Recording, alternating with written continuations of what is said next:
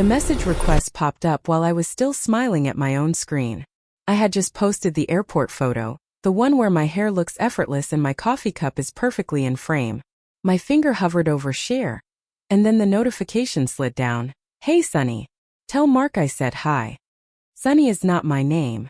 It is what he calls me when nobody is listening. For a second I did not breathe. The kitchen felt too quiet, like even the fridge had stopped humming. I tapped the request and stared at the profile picture. A plain gray circle, no face, no posts, no mutual friends. Just a new account with a clean handle that looked auto-generated. I checked the time. 7:12 p.m. Mark would be home any minute. I could hear the neighbor's dog barking through the wall, then the soft rush of a car passing outside. I lowered the phone like it had gotten hot. A normal person would probably laugh and think it was a wrong message. Or a prank. Or someone fishing for attention.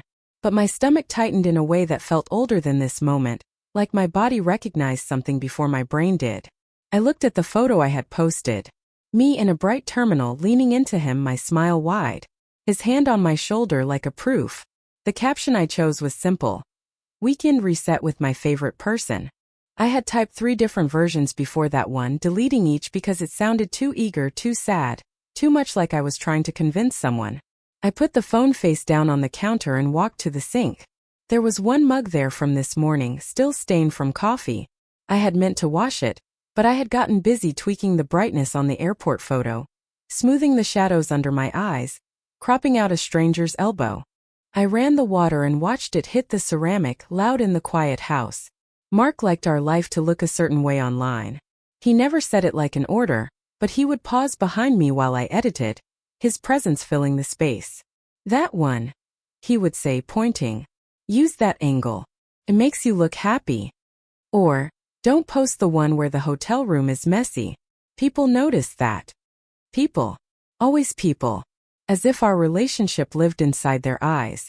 I dried my hands and flipped my phone back over. The message was still there. Hey Sunny.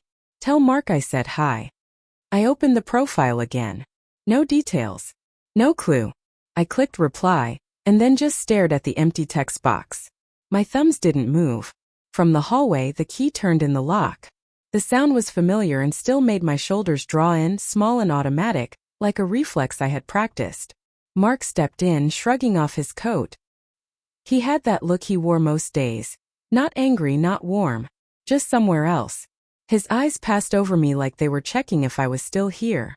Hey, he said. Hey, I said back. He walked to the kitchen without asking how my day was, without looking at the photo on the wall, without noticing the little wreath I had hung on the pantry door because it made the room feel less empty. He opened the fridge, stared inside, then shut it. What's for dinner? He asked. I can make something, I said, even though it was already late and I had been waiting for him to say, let's order, or I'll cook, or anything that sounded like we were a team. He nodded once like that was settled, and then his gaze finally dropped to my phone. You post it? He asked. Yeah, I said. The airport one. He walked closer and picked up the phone without asking. He scrolled with his thumb, fast like he was reviewing a report. Good, he said. That's a good one.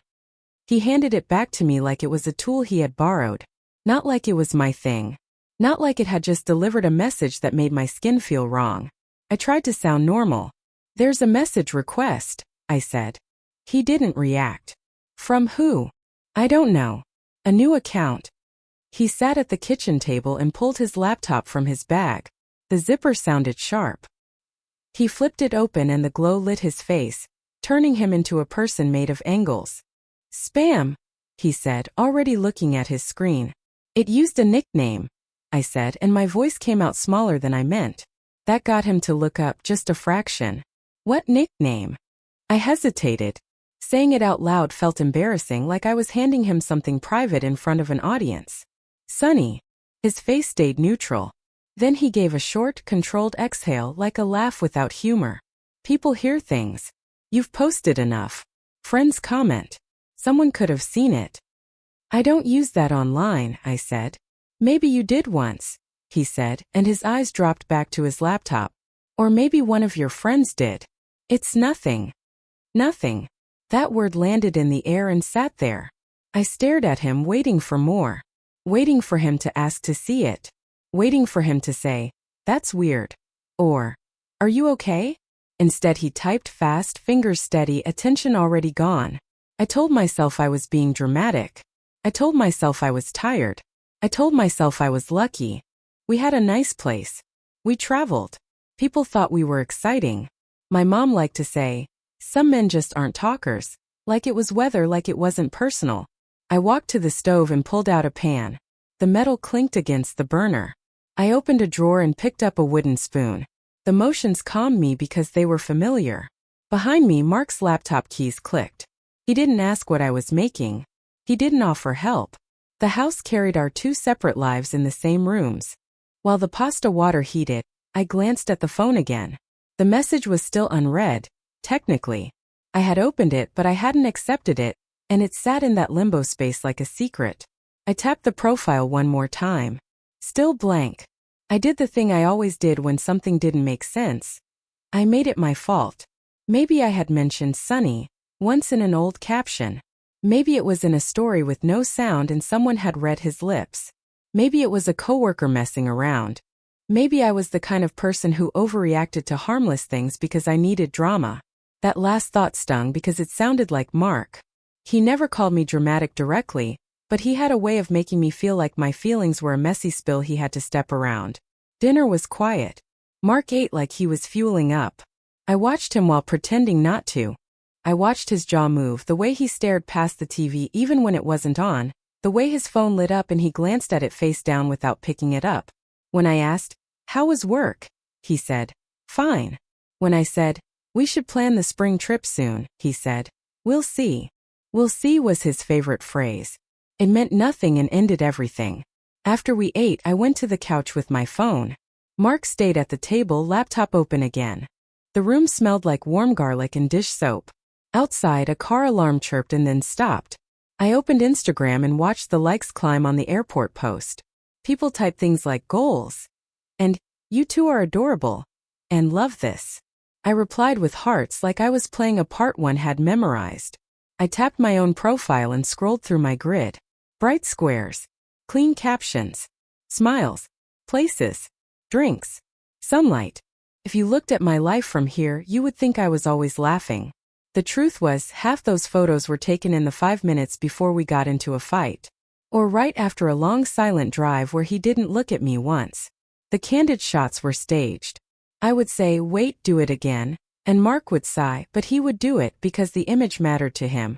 Last month, in a hotel room in Seattle, I had asked him to take a photo of me by the window. The view was beautiful, gray water and cranes and mist. He took one photo, then handed the phone back.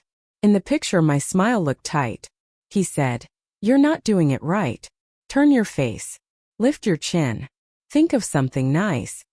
Like I was a lamp he was adjusting. I had laughed because that was easier than asking why. Think of something nice felt like an instruction for how to survive in my own life. My phone buzzed again. Another message request. Same account. This time it was longer. "Sorry to bother you. I know this looks weird. I just wanted to make sure you're okay. The airport post made me nervous." My hands went cold.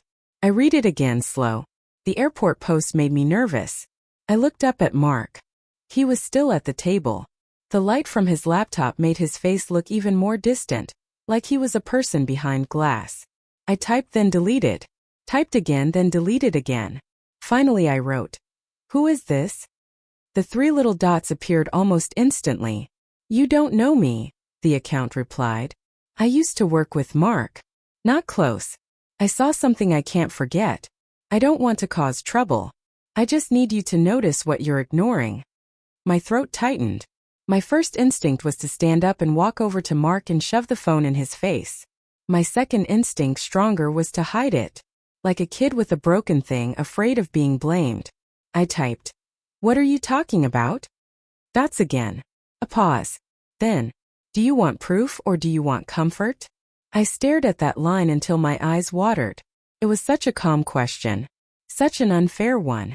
I could almost hear someone saying it in a quiet voice, like they were trying not to wake a sleeping baby.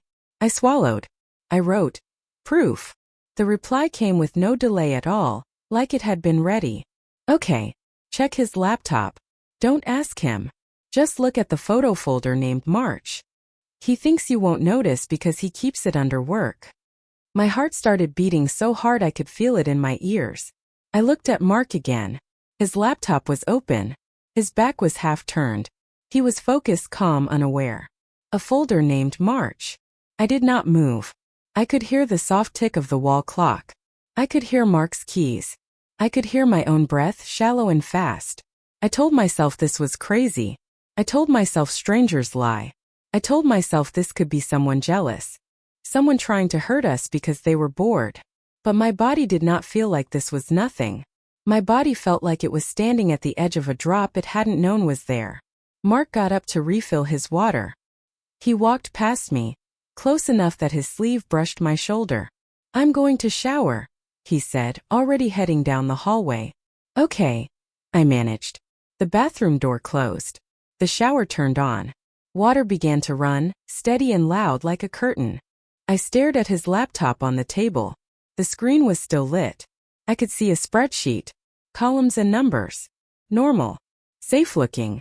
My phone buzzed again. One more thing, the stranger wrote. If you open it and you see what I saw, don't panic. Just keep breathing. And whatever you do, don't let him know you found it. My fingers shook as I set the phone down. I stood up slowly, like if I moved too fast the moment would shatter. I walked to the table. The chair creaked under me when I sat. The laptop smelled faintly like his cologne and coffee. My hand hovered over the trackpad. From the hallway, the shower kept running. Mark was humming softly, almost absent-minded. I clicked once to wake the screen fully. I glanced toward the bathroom door, then back to the laptop. My pulse thudded in my throat. I opened the file explorer. My eyes scanned the left sidebar. I saw documents. Downloads. Work. I clicked work. A list appeared. Neat. Dated. Boring. And then I saw it, almost hidden in plain sight, like it wanted to be overlooked. A folder labeled March. My finger hovered. In the bathroom, the water stopped for half a second, then surged again. Mark shifted, the sound of a shampoo bottle hitting tile. I double-clicked March, and the folder opened into a grid of thumbnails that loaded slowly, one by one, until a familiar shape appeared on the screen, my face in a photo I did not remember taking, while the bathroom door handle rattled just once like someone had touched it from the inside. For a second I just stared at the thumbnail like my eyes were lying to me. It was me, but not the version of me I posted. My hair was pulled into a messy knot. No makeup. The lighting was flat and unforgiving, like a ceiling light at midnight. I was standing in our bedroom doorway wearing an old oversized sweatshirt, one sleeve pushed up. My mouth was slightly open like I was in the middle of saying something, but the sound was trapped in the picture. I did not remember this photo. I would have remembered. I hate photos like that. More thumbnails loaded. Some were blurry like frames from a video. Me walking from the kitchen to the hallway. Me bending to pick something up. Me sitting on the couch with my knees pulled close, phone in my hand, eyes focused on the screen. In one I was crying. Not the cute wipe tear crying you see in movies. Real crying, face scrunched, shoulders raised like I was trying to get smaller. My stomach dropped so hard it felt like a physical fall. The shower was still running. Mark was still in there. I could hear the faint scrape of something being moved, the thump of a cabinet door, the quiet rhythm of water hitting tile. I tried to breathe the way the stranger said. In through the nose, out through the mouth. It didn't work. My chest felt tight, like my lungs were pushing against a wall. I scrolled down slowly because my hand did not want to do it, but my brain did. The file names were a mix of numbers and dates. March 3rd, March 8th, March 14th. Clicked one. It opened larger. It was a photo of me at the kitchen counter stirring something. The angle was wrong. It wasn't a selfie.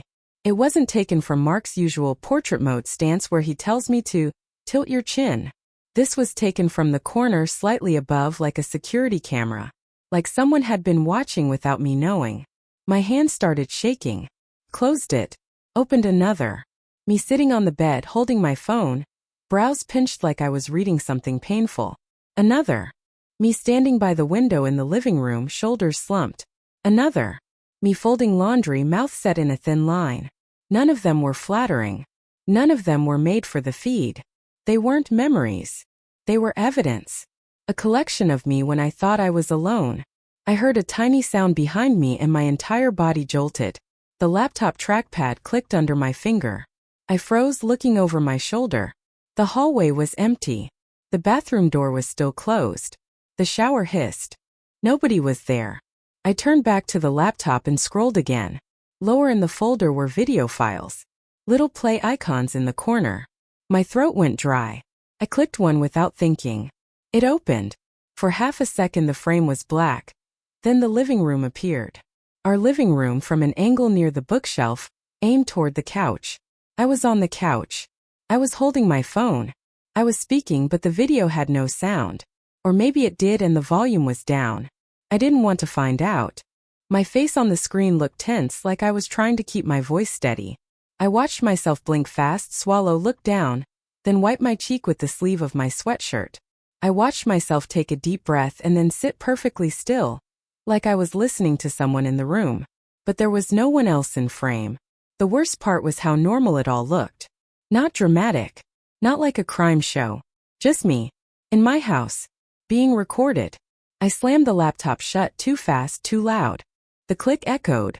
In the bathroom the shower stopped. I grabbed my phone and stood, forcing my legs to work.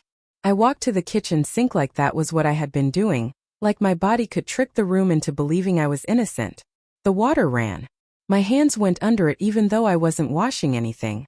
My skin was cold. Mark's footsteps moved in the hallway. The bathroom door opened. Steam drifted out. He walked past, towel around his waist, hair wet, face relaxed in a way I almost never saw. "You okay?" he asked.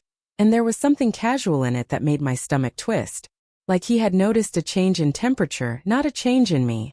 "Yeah," I said. I hated how fast I lied. He went into the bedroom. A drawer opened. Closed. He came back in sweatpants, rubbing his hair with another towel. He glanced at the table. "I need the laptop for a minute," he said. My heart punched hard. He reached for it. I wiped my hands on a dish towel that was already damp. "I was just looking for recipes," I said. And my voice sounded too bright, like a fake laugh. He paused, laptop in hand. His eyes flicked to mine. Not soft. Not warm. Evaluating. "Recipes," he repeated like he was testing the word. "Yeah," I said, trying to sound bored. "I want to try something new tomorrow." He nodded once. "Okay." He opened the laptop. The screen lit his face. His fingers moved. For a second I thought he might click into the folder again right there in front of me like some kind of quiet punishment. But he didn't. He opened his work stuff. Spreadsheet. Email. Normal. I sat on the couch with my phone in my lap, staring at the wall, pretending to scroll. My mind was a mess of images. My own face frozen in those thumbnails, the angle, the timestamps. March. Why March? What happened in March? We went to Asheville in March. We posted that cute photo in the mountains. We stood in front of a cabin with string lights and hot cocoa. People commented about how cozy we were. I remembered that trip differently now. I remembered the drive there. Mark's silence for 2 hours. The way he gripped the steering wheel like he was holding something back. The way he didn't touch me once, except when I leaned in for a photo and he put his arm around me like a prop. In the cabin I had asked him if he was okay. He said, "I'm fine," and then went outside to take a call, voice low, back turned. When he came back in, he smiled for the camera. We posted it. Everyone loved it. After that trip, I started sleeping lighter. I had told myself it was stress, work, the news, too much caffeine. But now a new thought crept in, slow and poisonous. Had I been sleeping lighter because something in me knew I wasn't alone? My phone buzzed again. The stranger. I didn't open it right away. I couldn't. Mark was 5 feet away, his laptop open, his eyes occasionally flicking in my direction like he was tracking my movement without looking like he was tracking. I waited until he stood and walked to the kitchen for water. The moment his back turned, I opened the message. "Did you see it?" The stranger wrote. My fingers hovered. I typed, deleted. Typed again. "Yes," I finally wrote. "What is this?" The reply came fast. "He's been collecting. Not for you. For himself." And for someone else. My throat tightened. I stared at the words until they blurred. For someone else. I wrote. Who? Dots. Pause. I can't say it in messages. He checks more than you think. The stranger wrote. But you can find out. Look for the shared drive. There's a folder inside March called Client. If it's still there. Client. The word hit my brain like a wrong note. Mark didn't have clients. He worked in a corporate job. Meetings. Deadlines. Emails. The most dramatic thing he ever complained about was a coworker missing a call. Mark walked back into the living room with his water. I locked my phone and forced my face into something neutral, something empty. He sat back down, sipped, and resumed typing. The quiet returned. That thick, suffocating quiet that lived in our house like a third person. I watched him without moving my head. I noticed things I had trained myself not to notice. How he angled the laptop screen slightly away from me. How he kept his phone face down and within reach. How when it buzzed he didn't glance at the screen right away. He waited. Like he was measuring whether I would react. My mind grabbed onto a memory from 2 weeks ago. We were at brunch with friends. Mark had been charming. Laughing. Telling a story. He put his hand on my thigh under the table. Everyone saw the smile. Nobody saw that his fingers were not warm. They were placed there like a reminder, behave. That night, when I asked if he had fun, he said, "You talk too much." Not angry. Just flat. Like a note on a grocery list. I had laughed and said, I was nervous. Like that made it okay. Now I looked at him and felt something shift. Not rage. Not sadness. Something colder. Something like waking up. Mark stood again, closing the laptop. "I'm going to bed," he said. "Okay," I said. He paused by the couch. For a second I thought he might lean down and kiss my forehead. Some small sign that he cared. He didn't. He just looked at me.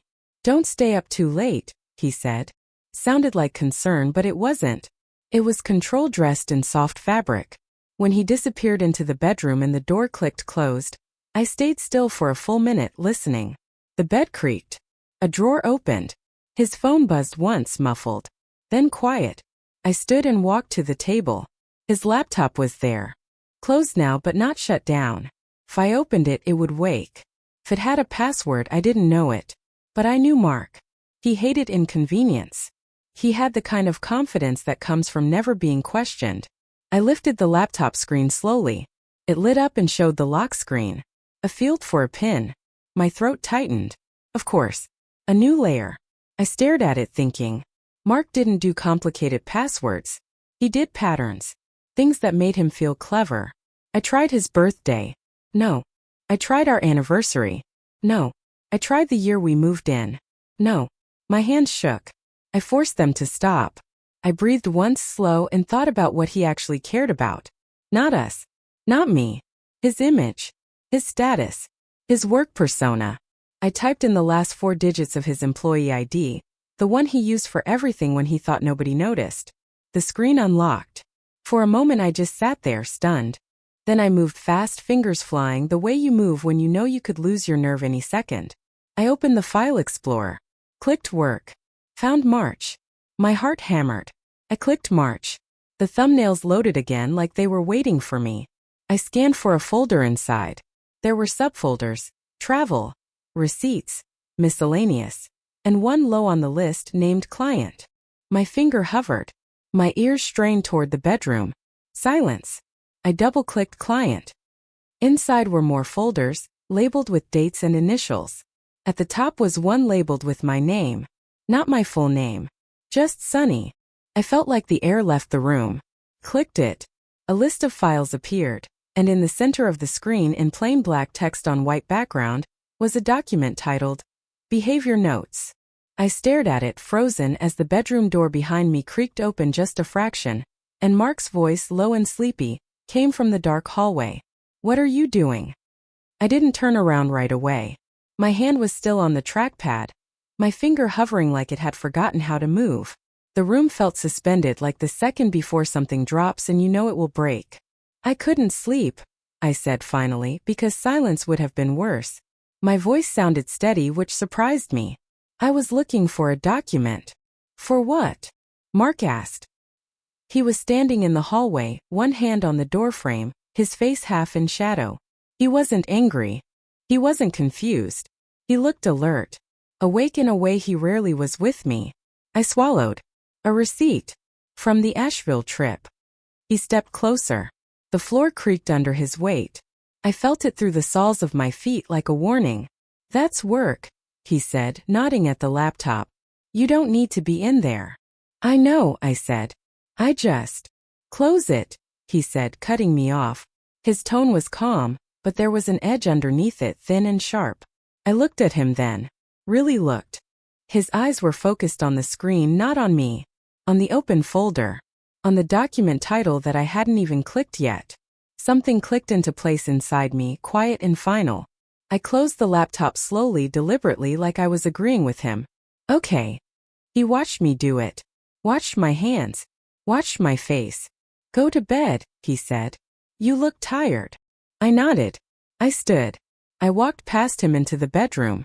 My body moved on autopilot the way it had learned to over years of not rocking the boat.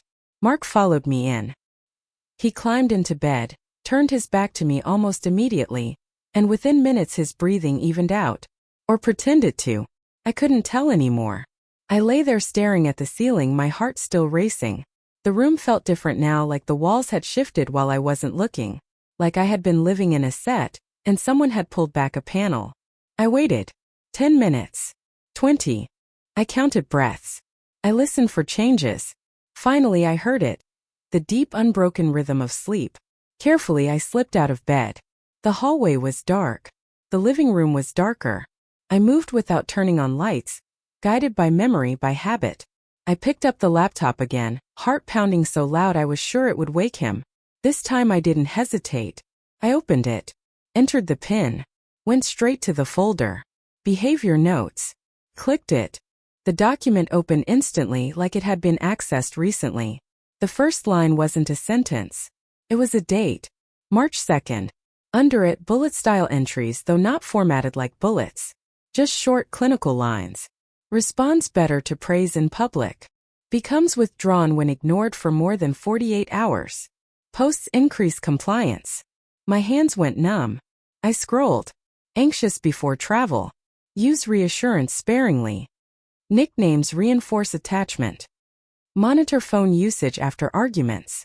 Each line felt like a small slap. Not hard enough to knock me down, but enough to make my face burn. I scrolled faster, my chest tight. Crying episodes typically resolve within 20 minutes if not engaged. Physical proximity during social events increases perceived stability. Resistance increases if confronted directly. Deflect. I pressed my hand to my mouth. My reflection stared back at me from the dark screen. Eyes wide, skin pale. This wasn't a diary. It wasn't venting. It wasn't notes from someone confused or overwhelmed. It was strategy. I thought about the way he would go quiet after disagreements. The way he would suddenly be affectionate right before a trip or a post. The way he would withdraw warmth and then offer it back in small, controlled amounts like rewards. I had told myself he was stressed. That he didn't know how to communicate. That love looked different for everyone. I had trained myself to accept it. The document went on. Pages of it. Observations. Adjustments. Results. And then near the end a new section. Client feedback. My stomach twisted. Below it were comments not in my voice. Short messages. Reactions. Good response to silence this week. She posted again. Caption was positive. Use the nickname more. It keeps her soft. I felt dizzy. I grabbed the edge of the table to steady myself. This wasn't just Mark. This was bigger. Shared. Discussed. Approved. My phone buzzed softly in my hand like it knew. The stranger again. Are you safe right now? The message read. I stared at the words, then typed with shaking fingers. I'm in the living room. He's asleep. Did you open the notes? They asked. Yes, I wrote. What is this? A pause. Longer this time. It's part of a program, the stranger wrote. I didn't understand it at first either. They call it consulting. Relationship optimization. My skin crawled. They teach people how to control perception. The message continued. How to manage partners without visible harm. How to look perfect while staying empty. Tears blurred my vision, but I didn't let them fall. Crying felt dangerous now, like something that could be observed, cataloged, used. Why are you telling me? I wrote. Another pause. Because I was asked to take notes on you, the stranger replied. And I quit. My breath caught. They brought up your posts in meetings, the message continued. How well you performed. How stable you looked. I started noticing how tired you seemed in the footage. How small. Footage. The word echoed. There are cameras, I typed. Where? A long pause this time. So long I thought they might not answer. In the bookshelf, they finally wrote. The smoke detector. And one in the bedroom outlet behind the nightstand. The room seemed to tilt. I looked toward the bookshelf automatically, my eyes scanning the rows of novels and decor. I had dusted those shelves 100 times. I had straightened frames. I had never seen it. I typed, why me? The reply came slower, heavier. You were already good at explaining things away, the stranger wrote. They look for that. Something inside me broke then. Not loudly. Quietly. Like a thread snapping. I thought about every time I had told myself I was lucky. Every time I had laughed something off. Every time I had chosen a caption that sounded happier than I felt. I thought about the airport photo. The smile. The angle. The way Mark had adjusted my chin. I thought about how nervous I had felt posting it. How exposed. They're watching right now. I typed, my hands slick with sweat. No, the stranger wrote. He disables them when he's home. He likes control, not chaos. I glanced down the hallway toward the bedroom. The door was closed. Quiet. What do? I wrote. Another pause. I imagined the stranger somewhere else staring at their phone, weighing risk. You don't confront, they finally wrote. You don't explain. You don't warn. You prepare. Prepare. The word felt heavy but solid. Prepare how? I asked. First, they wrote, you take screenshots. Everything. The notes. The folders. The timestamps. I did. My phone filled with images of my life reduced to data. Second, the message continued, you stop posting. Gradually. Say you're busy. Sick. Off social for a bit. My throat tightened. My online life was my proof. My shield. And third, they wrote, you make a plan to leave without announcing it. Leave. The word sat there glowing on my screen. I typed, he'll notice. Yes, they wrote. But too late. I looked around the living room, the couch where I had cried, the kitchen where I had cooked, the wall where our framed photos hung in neat rows, smiles locked in glass. My phone buzzed again, but this time it wasn't the stranger. It was Mark. A message, even though he was 20 feet away. Where are you? My blood ran cold. I looked toward the hallway. The bedroom door was open now, just a crack. Light spilled out. I typed back, forcing my hands to be steady. In the bathroom. Couldn't sleep. 3 dots appeared immediately. Come back to bed, he wrote. I stared at the message, then at the screenshots on my phone, then at the dark reflection of myself in the TV screen. Behind me from the hallway, I heard the soft, deliberate sound of a footstep. I didn't turn around when I heard the step. I stayed exactly where I was, phone in my hand, shoulders loose like nothing inside me was screaming. I'll be there in a minute, I said, aiming my voice toward the hallway. My head hurts. There was a pause. Then Mark's silhouette filled the doorway. He leaned against the frame, arms crossed, watching me with that same quiet focus I had seen earlier. Not concern. Assessment. Did you take the laptop? He asked. No, I said. I didn't look at him. I scrolled on my phone, pretending to read something unimportant. My thumb moved slowly, casually. He didn't answer right away. The silence stretched. I could feel his eyes on me like a weight. You've been off tonight, he said finally. I'm tired, I said. It was true in a way that went beyond sleep. He stepped closer. I caught the faint scent of soap and something sharper underneath, the cologne he only wore when he wanted to feel in control. He reached out and brushed a strand of hair off my face, a gesture that used to feel tender and now felt rehearsed. You know you can talk to me, he said softly. I almost laughed. It bubbled up in my chest, bitter and wild, and I had to swallow it down. I know, I said. His hand lingered for a second too long, then dropped. He studied my face, looking for something. Tears. Anger. Relief. Any sign that I was still playing my part. Apparently I did it well enough. Come to bed, he said again, gentler now. You'll feel better in the morning. Morning. As if mornings fix things. I stood and walked past him into the bedroom. He followed. I lay down. He turned off the light. The mattress dipped as he got in beside me. His back faced me. The familiar distance returned like a wall sliding into place. In the dark my mind raced. The cameras.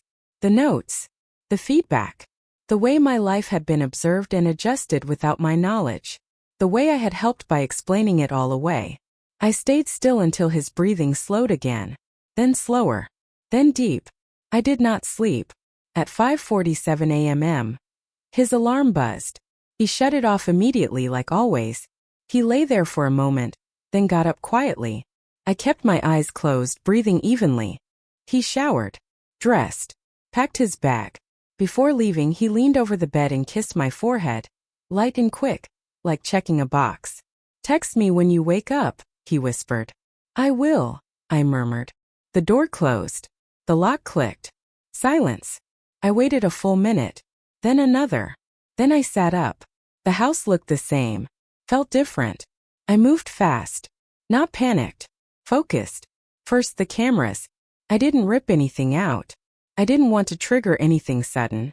I located them one by one just like the stranger had said. The bookshelf. The smoke detector. The outlet. Seeing them made my skin crawl, but it also grounded me. This was real. I wasn't imagining it. I took photos of each one. Then I went to the laptop again. Screenshot after screenshot. Notes. Folders. File properties. Dates. Everything. My phone buzzed once. A message from the stranger. You're doing good, it said. Keep moving. I packed a bag slowly. Not a dramatic suitcase. Just a backpack. Clothes I actually wore. My passport. My laptop. The small envelope of cash I had hidden months ago after a gut feeling I couldn't explain at the time. I paused in the bedroom and looked at the framed photos on the dresser. Smiles. Trips. Proof. I didn't take them. Instead, I opened Instagram and drafted a post. A simple one. Taking a little break from social. Need to rest and reset. Back soon. I stared at it for a long time. Then I posted it. Within seconds, likes. Comments. Hope you're okay. Take care.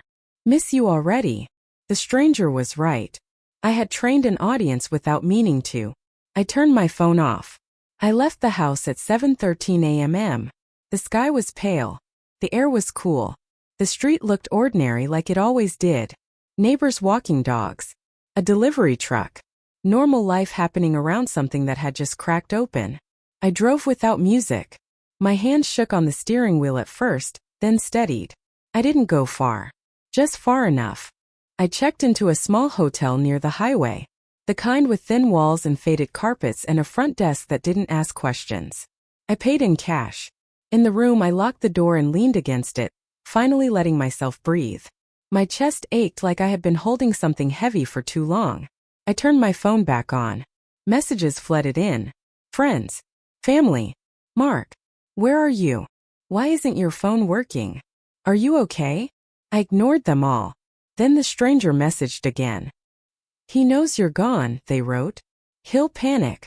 He'll try charm first. As if on cue my phone rang. Mark. I didn't answer. A minute later a text. Sonny, this isn't funny. Call me. Another.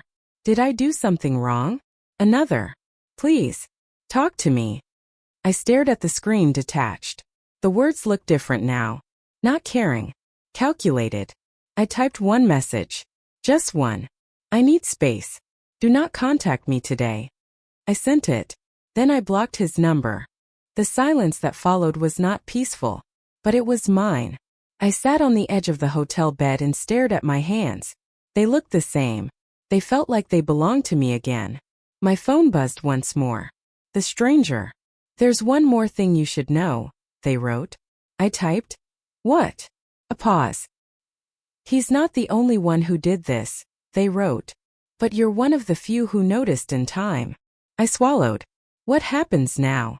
I asked. You decide what your life looks like without being watched, they replied. And you keep the evidence. I looked around the room. Plain walls. Cheap furniture. No cameras. No photos. Just me. I lay back on the bed and stared at the ceiling. My body finally started to relax, like it was realizing something important. Then my phone lit up again. A new notification. A comment on my last post from an account I didn't recognize. Breaks can be dangerous, it read. Be careful who you trust. My heart slammed. The account had no profile picture, no posts, and a familiar handle style. I screenshot it, hands steady now, and whispered to the empty room. I see you. Outside, a car door slammed. Voices passed by the window. Life kept going.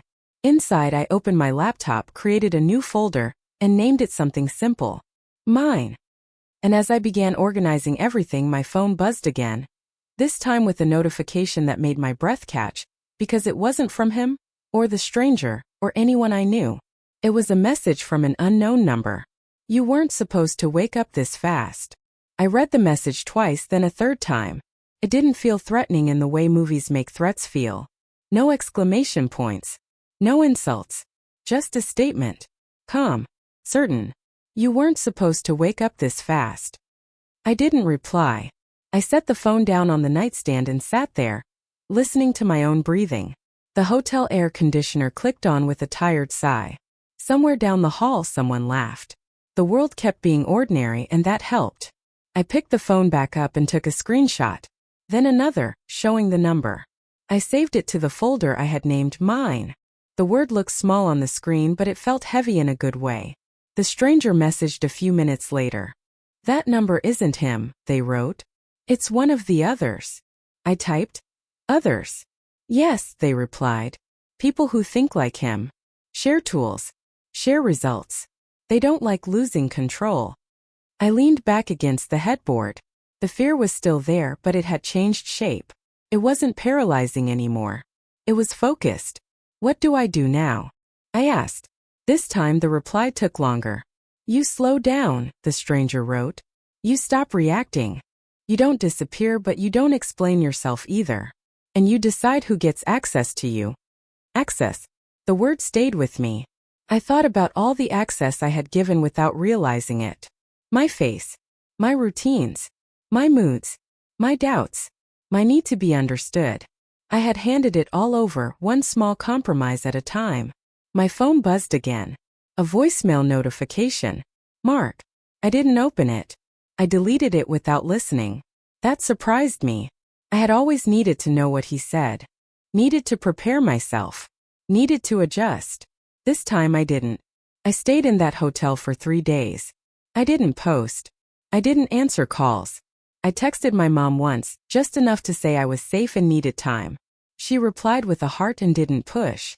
I made a note to thank her for that later. On the second day, I went to a coffee shop and sat by the window. I watched people come and go. Couples. Singles. A woman arguing quietly into her phone. A man rocking a stroller with his foot. Nobody looked at me. Nobody cared what angle my face was at. I drank my coffee slowly and felt something loosen inside my chest. That afternoon I met the stranger. We chose a public place. A park with kids and dogs and people walking laps. They sat on a bench already there when I arrived. Not what I expected. Older than me. Tired eyes. Ordinary in a way that felt grounding. They didn't use my nickname. I'm sorry, they said simply. For my part in it. I nodded. I didn't know what to say yet. They explained just enough. Not details that felt like excuses. Just facts. How it had started as research. How it had been framed as harmless. How it hadn't felt harmless anymore once faces replaced data. I left when I realized what it was doing to people, they said. But leaving doesn't erase it. No, I said. It doesn't. They handed me a flash drive. Copies, they said, of what I could get legally. And some things that aren't on his laptop. I took it. Felt heavier than it was. Are you going to report it? They asked. I don't know yet, I said and meant it. Right now, I just want my life back. They nodded. That's fair. Before we parted, they said one more thing. He will try to reframe this. He will make it sound like concern, or misunderstanding, or love. I know, I said. And I did. That night, back in my hotel room, I finally listened to Mark's voicemails. Not because I needed them, because I wanted to hear them with new ears. They followed a pattern. Confusion, hurt, warmth, subtle blame, promises. The last one was quiet. I don't know what you think you found, he said, voice low and careful. But we can talk it through. We always do. We always do. I deleted them all. On the fourth day, I went back to the house with a friend. Not to talk. Not to explain. To collect my things. Mark wasn't there. He had gone to work. Or said he had. I moved through the rooms calmly. Clothes, books, documents. Things that were mine. I didn't rush, but I didn't linger either. I stopped once in the living room and looked at the couch. I remembered the video. The angle. My own face on the screen, smaller than I felt now. I didn't sit down. When I left, I locked the door behind me and placed the key on the counter inside. Not dramatic. Just final. That evening, I unblocked Mark's number long enough to send one message. I am safe. I am leaving. Do not contact me again. I blocked him again immediately after. I expected panic, anger, some attempt to regain control. What I felt instead was quiet. In the weeks that followed, I changed small things first. My routines, my passwords, my address. I told my story to exactly 3 people. I chose them carefully. I watched how they listened. I didn't go back online right away. When I did, I posted something different. No photos. Just words. Learning how to listen to myself again. That's all. Some people unfollowed. Some stayed. A few messaged confused. I didn't explain. I moved into a small apartment with creaky floors and bad lighting. I bought a plant and almost killed it, then didn't. I slept deeply for the first time in months. Sometimes I still flinch at notifications. Sometimes I still catch myself editing a sentence in my head to sound more agreeable, more pleasing. But now when I notice it, I stop. The last message I ever received from an unknown number came a month later. You look quieter now, it said. That's not good for engagement. I stared at it for a long time. Then I blocked the number. No screenshot this time. No saving. I didn't need proof anymore. I needed space. On a Sunday morning not long after, I took a photo of my coffee on the windowsill. The light was uneven. My hand was in the frame, slightly out of focus. I didn't post it. I drank the coffee instead. And for the first time in a long time, the silence around me didn't feel like punishment. It felt like a boundary I had finally learned how to keep.